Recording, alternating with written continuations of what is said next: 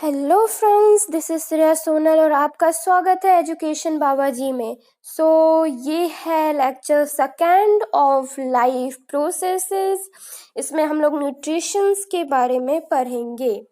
Okay, तो हम लोग जो बहुत सारा काम करते हैं पूरे जीवन में, तो उस काम को करने के लिए, वो एक्टिविटी को करने के लिए हम लोग को एनर्जी की जरूरत पड़ती है। ओके, तो ये एनर्जी जो चाहिए, तो ये एनर्जी के लिए हमको बाहर से कुछ लेना पड़ता है। ओके, वो जो लेना पड़ता है उसको हम लोग कहते हैं फूड, और ये फूड को खाने के प्रोसेस को हम लोग कहते हैं न्यूट्रिशन।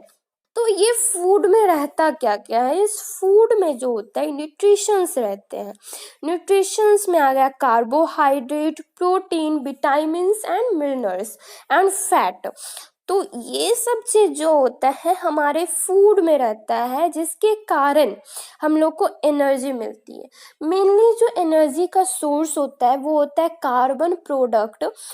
तो कार्बन प्रोडक्ट हम लोग कहते हैं कार्बोहाइड्रेट को। तो ये जो कार्बोहाइड्रेट्स एंड फैट जो होता है वो मेनली होता है हम लोग को एनर्जी देने के लिए। ओके, हमारे ग्रोथ को और डेवलपमेंट को प्रोसीड करने के लिए, अच्छे ढंग से करने के लिए, सारे हमारे बॉडी को एक ऑर्डर में लाने के लिए हमको बाहर से फूड चाहिए होता है।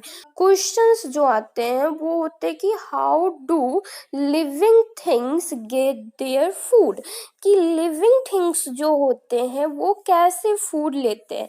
तो सबसे पहले ये जान लो कि लिविंग थिंग्स में दो आते हैं, एक आते हैं ऑटोट्रॉप्स और एक आते हैं हेटरोट्रॉप्स। तो सबसे पहले जो इससे क्वेश्चंस आएगा वो आएगा what are the difference between autotrophs and the heterotrophs. तो जो ऑटोट्रॉप्स जो होते हैं वो अपना खाना खुद बनाते हैं by the help of carbon, water, sunlight और क्लोरोफिल को लेके वो अपना खाना खुद बनाते हैं। ओके, तो यहाँ पे देख लो कि जो plants and bacteria, the organisms are autotrophs including green plant and bacteria, और heterotrophs जो होते हैं वो होते हैं एनिमल एंड फंगी। ठीक, तो ये ऑटोट्रॉप्स जो होते हैं वो some organisms use simple material obtain from organic source in the form of carbon dioxide and water. तो ये लेके वो फूड बनाते हैं। ठीक, और अदर ऑर्गेनिम्स जो होते हैं ये कम्प्लेक्स सब्सटेंस को यूटिलाइज करते हैं। तो ये यूटिलाइज कैसे करते हैं? ये क्या करते हैं, ये कम्प्लेक्स मटेरियल सब्सटेंस जो होता है इसको ब्रेक डाउन करते हैं इनटू सिंपलर वन। ठीक, पहले इसको ब्रेक डाउन करते हैं, फिर इसको यूटिलाइज करते हैं for the growth of their body. ये जो ऑर्गेनिम्स है वो एंजाइम्स का यूज करते हैं। एंजाइम्स क्या है? Define enzymes. Enzymes are the biocatalyst which are used for achieving our upkeep and the growth of body. Okay, so heterotrophs जो होता है वो डायरेक्टली और इनडायरेक्टली जो है वो ऑटोट्रॉप्स पे डिपेंड होता है। तो यहाँ से एक क्वेश्चन और आएगा, how can we say that the heterotrophs depend directly और इनडायरेक्टली ऑन द ऑटोट्रॉप्स। तो जो ऊपर में दिया हुआ है वो लिख दिया जाएगा। ओके, तो यहाँ से ये भी आ सकता है what are the autotrophs, who are the heterotrophs. अब जो हम लोग पढ़ेंगे वो है ऑटोट्रॉपिक न्यूट्रिशन। तो ऑटोट्रॉपिक न्यूट्रिशन जो होता है, ऑटोट्रॉपिक ऑर्गेनिम्स जो होते हैं ऑटोट्रॉप्स वो परफॉर्म करते हैं, और जो प्रोसेस से ये परफॉर्म करते हैं उसको हम लोग कहते हैं फोटोसिंथेसिस। ओके, तो अब ये फोटोसिंथेसिस है क्या? जो प्लांट लोग जो है फूड बनाता है उसको सिंथेसाइज करता है, उसको कहते हैं फोटोसिंथेसिस। तो अब इस इसका डिफिनेशन को एग्जाम में कैसे लिखना है उसको नोट डाउन करो कि it is a mode of autotrophic nutrition in which organisms synthesize their own food in the presence of sunlight with the help of carbon dioxide, water and chlorophyll. Okay तो यहाँ पे भी वही लिखा हुआ है कि ऑटोट्रॉप्स इसको परफॉर्म करता है, आउटसाइड से कुछ सब्सटेंस लेता है, इसको कन्वर्ट करता है और इसको स्टोर करता है इन द फॉर्म ऑफ एनर्जी। ठीक, तो इसके लिए ये कौन कौन सा मटेरियल लेता है वो कहते हैं कार्बन डाइऑक्साइड, वाटर। इसको ये क्या करता है, कार्बोहाइड्रेट में कन्वर्ट कर देता है। कैसे, जब सनलाइट और क्लोरोफिल इसके पास रहता है। ओके, तो कार्बोहाइड्रेट जो है ये स्टोर होता है, वो फॉर्म को कहते हैं स्टार्च। तो ये स्टार्च के रूप में कार्बोहाइड्रेट जो है वो प्लांट में स्टोर रहता है। तो ये स्टार्च को आखिर क्यों प्लांट जो है स्टोर करके रखता है, क्योंकि देखो कार्बन डाइऑक्साइड जो भी प्लांट है वो सारा एनर्जी तो यूज नहीं कर लेगा ना, बाद के लिए कुछ बचा के रखता है, अपने में स्टोर करके रखता है, अपने ट्रंक में या फिर अपने स्टीम सब में, अपने लिव्स में स्टोर करके रखता है कुछ एनर्जी को।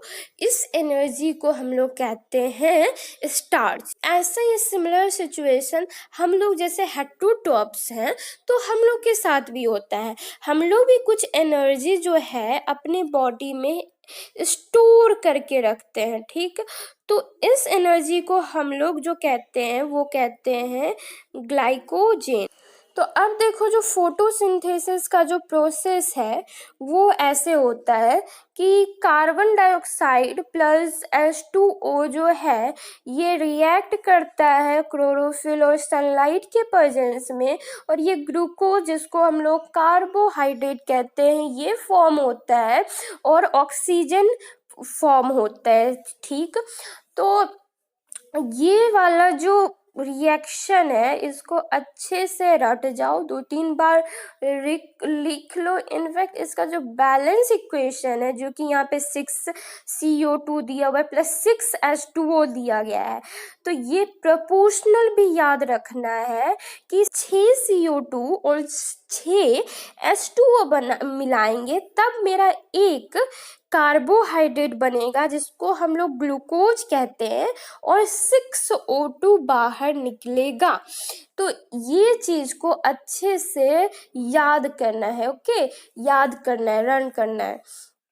तो अब देखो कि अगर इसमें क्वेश्चंस क्या पूछेंगे, इसमें तो सबसे पहला पूछेंगे कि what are the material that we take from outside or use in the photosynthesis.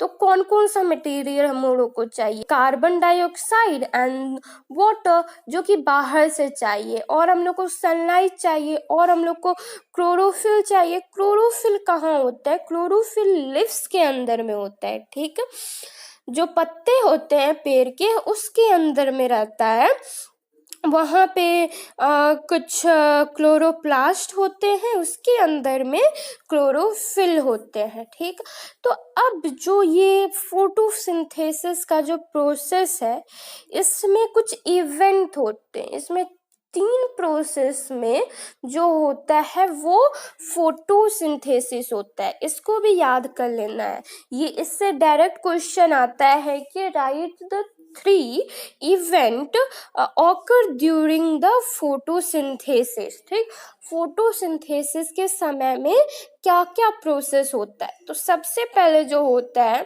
वो होता है कि जो क्लोरोफिल होता है वो सबसे पहले लाइट एनर्जी को एब्जॉर्ब करता है। सबसे पहले सन आया और वो क्लोरोफिल पे पड़ा और क्लोरोफिल क्या कर दिया, उसको एब्जॉर्ब कर लिया। अब ये जो लाइट आया क्लोरोफिल में वो लाइट एनर्जी है, वो क्या हो जाएगा, वो केमिकल केमिकल एनर्जी में कन्वर्ट हो जाएगा, ठीक। और जो यहाँ पे जो वाटर मॉलिक्यूल है ये हाइड्रोजन और ऑक्सीजन में डिवाइड हो जाएगा। कैसे? ये H2 प्लस O2 में आ जाएगा। अब फिर ये जो H2 और O2 में आया ये फिर रिड्यूस होगा, कार्बन डाइऑक्साइड जो है ये वाला वो रिड्यूस होता है और किस में कन्वर्ट हो जाता है? कार्बोहाइड्रेट में कन्वर्ट हो जाता है। तो यहाँ पे यही कुछ सिंपल स्टेप्स हैं जो कि फोटोसिंथेसिस के टाइम में होते रहता है। लेकिन इसमें एक चीज बताया गया है कि ये जो 3 स्टेप्स हैं वो इमीडिएटली नहीं होते हैं, उसमें टाइम लगता है ये होने में। जैसे कि अगर डिजर्ट प्लांट की बात करें, जो प्लांट डिजर्ट में रहते हैं वो तो कार्बन डाइऑक्साइड रात में लेते हैं, लेकिन उसको एक तरह से प्रिपेयर करते हैं ताकि जो एनर्जी क्लोरोफिल में स्टोर है, एब्जॉर्ब्ड है, उसको वो दिन में काम ले आए। उसको एक इंटरमीडिएट प्रोड्यूस करते हैं जिसके कारण जो एनर्जी क्लोरोफिल में स्टोर है उसको दिन में यूज कर पाए, उसका एक्ट कर पाए, ठीक। तो अब जो है फोटोसिंथेसिस यहाँ पे बताया गया है कि अगर हम लोग लीव्स का क्रॉस सेक्शन ले, ठीक, तो ये वाला जो पार्ट है ये चीज ये बताया गया है कि ये लिप्स का जो है, यहाँ पे देखो लिप्स का क्रॉस सेक्शन लिया गया है, ठीक। ये क्रॉस सेक्शन को अगर ध्यान से देखो तो यहाँ पे तुमको मिलेगा क्लोरोप्लास्ट, ठीक। ये जो डॉट है, ग्रीन डॉट जो दिख रहा है वो है क्लोरोप्लास्ट, और ये क्लोरोप्लास्ट के अंदर में जो होता है क्लोरोफिल होता है।